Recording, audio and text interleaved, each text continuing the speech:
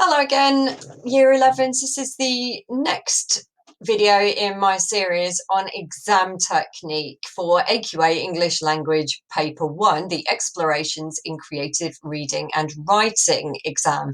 So last time I talked to you all about reading the front page, making sense of the front page, and managing your timings. Today I'm going to talk to you about how you can manage the source material. So we're going to look at a few important things and a few real helpers that the exam board give you in the source material. I'm also going to have a little go at timing myself to see how long it takes me to read the source out loud, and the kind of things that I might be thinking about if I was a student reading through that source on the day of my exam. Okay, so let's start off by looking back at the front page of the source again. We looked briefly at this last time, and if you remember, I said something which is really useful on the front page is where it says the name of the story is Sound of Thunder, and it's by Ray Bradbury, because you've got the author's name there, and the author's name can be used to help you in your analysis to look more mature and more sophisticated in the way that you express yourself in your analysis. However, it's not the only useful thing on the front of the paper. The next thing that it tells you is really useful too, especially actually for question 3. Let's have a look. It says an extract from the middle of a short story published in 1952. And you can see that I've highlighted middle there. And I think that that is really, really useful, because in the middle, that's where the events start happening. It's where your story will often reach a climax. If you think of what you've learned, maybe Freytag's pyramid of narrative structure, or maybe you're still thinking back to year 6, the story mountain. The middle of a story is where events all come to a head. And normally there's something exciting that happens. There's kind of lots of drama. So as you're reading the front of that page, you're going to think to yourself, well, there's going to be some dramatic action. However, the other thing you're going to think to yourself is, if we're straight into the middle of a short story, then there's going to be some stuff which is missing. So in a short story, in the rising action at the beginning, there's normally the exposition phase. So it's where the characters are revealed and the setting is described a little bit. So hopefully you're thinking almost subconsciously in the back of your mind, well, I'm going to be thrown straight into it and I'm not going to know that much about the characters and the setting. I'm going to have to pick that up quite quickly. The other thing is, because it's from the middle of the short story, maybe not from the end, how's it going to end? Where is the exam board decided to kind of cut the story off? So we're looking for things like, to try and find out what happened next in the context of a short story.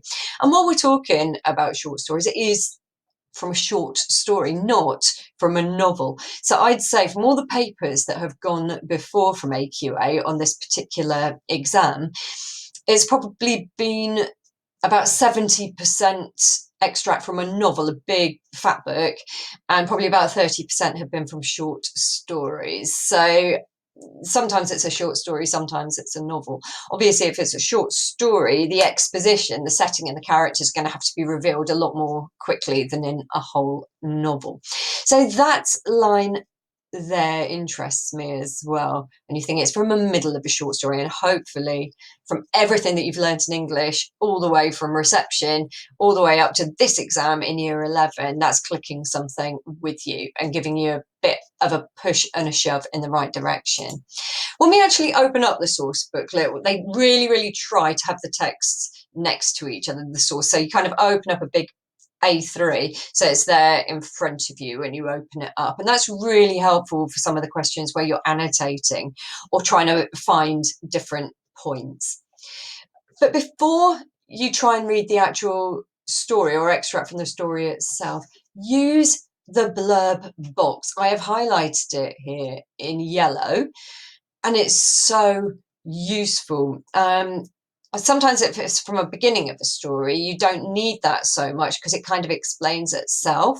But because we're in the middle, it gives you quite a lot of background and context to what's already happened before in this particular example. So for goodness sake, use the blurb to help you understand what you're going to read. Let's have a look at this blurb then. Using a time machine, an organisation called Time Safari transports clients into their past to take part in hunting expeditions. A group that includes Mr. Eccles, together with their guide Travis, is visiting a prehistoric jungle in order to shoot a Tyrannosaurus Rex. They really have given you a lot to go on. So as you're reading through that, you're thinking straight away, using a time machine. Okay, it's like some kind of a science fiction story. It's run by a company, an organisation called Time Safari. So this is kind of like a holiday company from the future that's going to give you this experience by travelling you back in time. And they're taking them back in time to go hunting. So again, just even from using this blurb, it tells you something about the characters. What kind of people like hunting? Well, in my very humble opinion, people who like hunting aren't very nice people. Maybe there's some kind of toxic masculinity going to be in this story. People who like killing rare animals for lols. I don't know. It's not my cup of tea at all. So straight away, when I'm reading that blurb, I'm like, I don't think I'm really going to like these characters, even though I love science fiction and the idea of time traveling back into the past is cool. And it tells you that there's a group including Mr. Eccles. So Mr. Eccles is clearly, it's been really signposted for us in the blurb here. He's going to be one of the main characters in the story. And he is part of the group that's going on this experience. And then it tells you their guide, is called Travis. So Travis is the guide. Travis is the guy who's in charge of the expedition. And it's telling us that in the blurb. So you could be using your reading time to kind of annotate this. So you could circle Eccles and put holidaymaker, and you could circle Travis and put guide, just in case you forget or get those guys muddled up a bit later on. And then it tells us a little bit more again. They're going to the jungle, but it's prehistoric jungle. And the aim of their expedition is to find and shoot a Tyrannosaurus Rex. And I hope that you all know the T-Rex is like the king of the jungle, the king of the dinosaurs. Rex is a clue in the name because it means king. Okay. So much help they give you in that blurb. You mustn't use any of that blurb to actually answer your questions, so you don't like quote from this or anything. That's to help you to understand what's going to happen in the story. So we're thinking these guys, group of guys including Mr. Eccles, have gone back in time in a time machine. They're being deposited, dropped into a prehistoric jungle, and the point of them being there is to hunt down a dinosaur, and the person leading them on this expedition is a guy called Travis, who is their guide. Okay, what I'm going to do is read this extract out loud to you, and I'm going to have a quick glance at the time to see how long that takes me to read it out loud, because actually when you read in your head it's often a lot quicker. It's useful well before your mock exam and well before obviously your real exam in June, to work out how long roughly it does take you to read and understand something, because then you can adapt your timings much more effectively. Right, let's see how long it takes me then. Right, it's at my end 3:58. The jungle was high and the jungle was broad. Sounds like music and flying tents filled the sky, and those were pterodactyls soaring with huge grey wings. I've hunted tiger, wild boar, buffalo, elephant, but now this is it, said Eccles. I'm shaking like a kid. Ah, said Travis. Everyone stopped. Travis raised his hand. Ahead, he whispered, in the mist. There he is. There's his royal majesty now. The jungle was wide and full of twitterings, rustlings, murmurs, and sighs. Suddenly it all ceased, as if someone had shut a door. Silence. A sound of thunder. Out of the mist 100 yards away came Tyrannosaurus Rex. It, whispered Eccles. It, shh. It came on great, oiled, resilient, striding legs. It towered 30 feet above half of the trees, a great, evil god, folding its delicate watchmaker's claws close to its oily reptilian chest. Each lower leg was a piston, 1,000 pounds of white bone sunk in thick ropes of muscle, sheathed over in a gleam of pebbled skin like the armour of a terrible warrior. Each thigh was a ton of meat, ivory and steel mesh, and from the great breathing cage of the upper body those two delicate arms dangled out front, arms with hands which might pick up and examine men like toys, while the snake neck coiled, and the head itself, a ton of sculptured stone, lifted easily upon the sky. Its mouth gaped, exposing a fence of teeth like daggers. Its eyes rolled, ostrich eggs, empty of all expression save hunger. It closed its mouth in a death grin. It ran, its pelvic bones crushing aside trees and bushes, its taloned feet clawing damp earth, leaving prints 6 inches deep wherever it settled its weight. It ran with a gliding ballet step, far too poised and balanced for its 10 tons. It moved into a sunlit area warily, its beautifully reptilian hands feeling the air.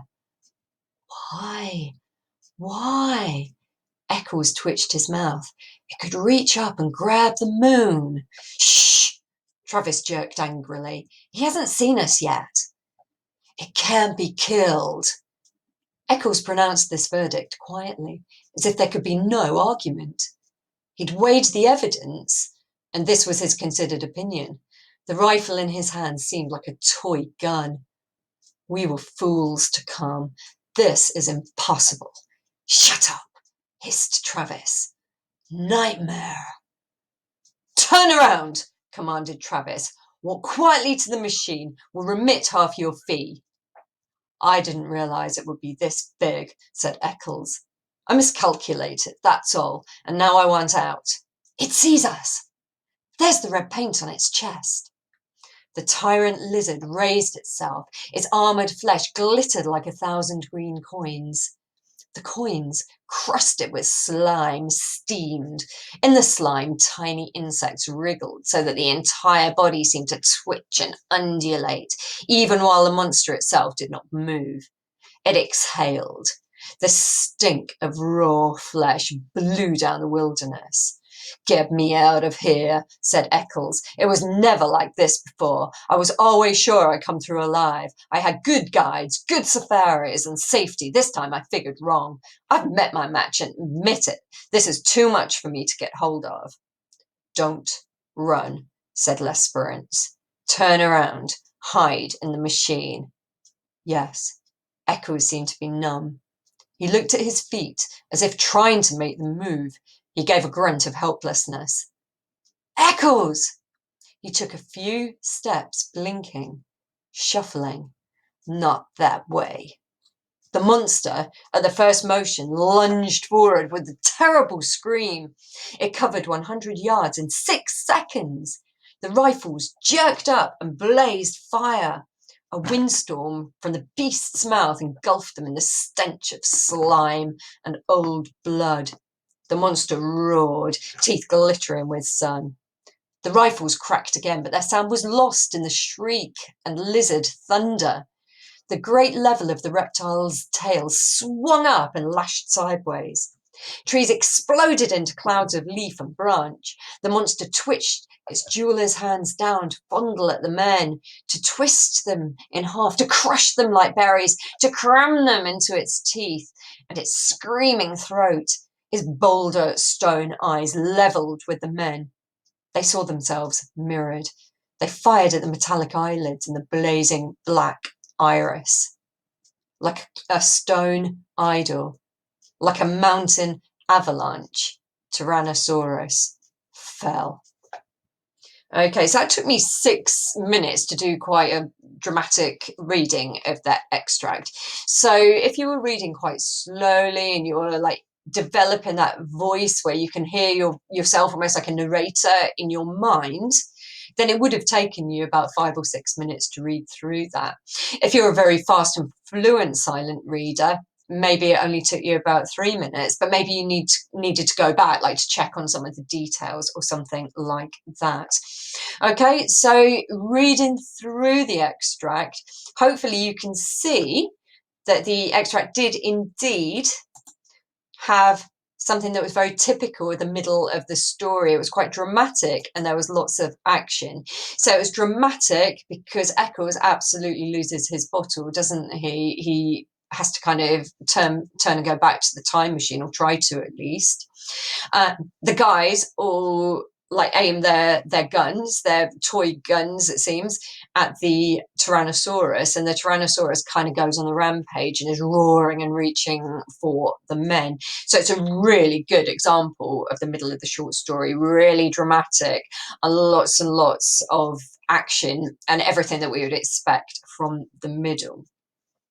Now, what you need to think about when you're reading the extract as well is really focusing on what you do understand, not what you don't understand. Now, this is a really lovely extract, I think. I think that it is really accessible, and I think that the language is really nice and easy to understand.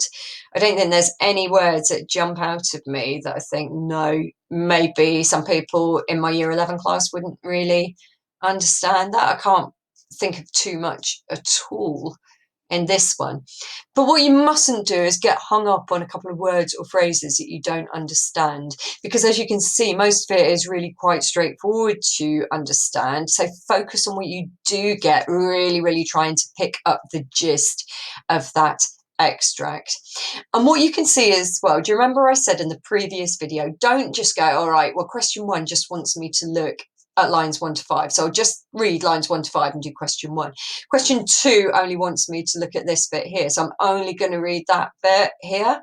It's really important to get a sense and a feeling of what is going on in the entire extract rather than trying to chunk it down. I cannot stress that enough.